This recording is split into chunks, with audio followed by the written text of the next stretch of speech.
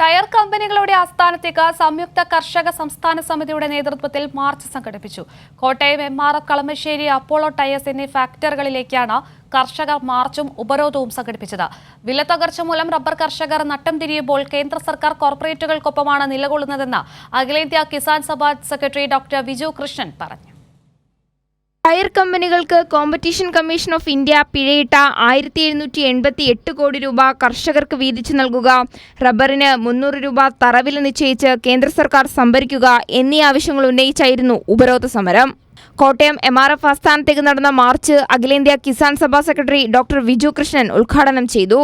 വിലത്തകർച്ച മൂലം റബ്ബർ കർഷകർ നട്ടം തിരിയുമ്പോൾ കേന്ദ്ര സർക്കാർ കോർപ്പറേറ്റുകളെ സംരക്ഷിക്കുന്ന നയമാണ് സ്വീകരിക്കുന്നതെന്ന് വിജു കൃഷ്ണൻ പറഞ്ഞു. ഈ കേന്ദ്ര സർക്കാർ കോർപ്പറേറ്റ് കൊള്ളയ്ക്ക് വേണ്ടി നിലനിൽക്കുന്ന ഒരു സർക്കാരാണ്. അപ്പോൾ അവരെടുത്തു നിന്ന് നമ്മൾ എന്തെങ്കിലും ലഭിക്കുമെന്ന വിശ്വാസത്തോടെയല്ല, പക്ഷേ ഈ സമരത്തിൻ്റെ അടിസ്ഥാനത്തിൽ നമ്മൾ നേടിയെടുക്കും എന്നാണ് നമ്മൾ പറയുന്നത്. അത്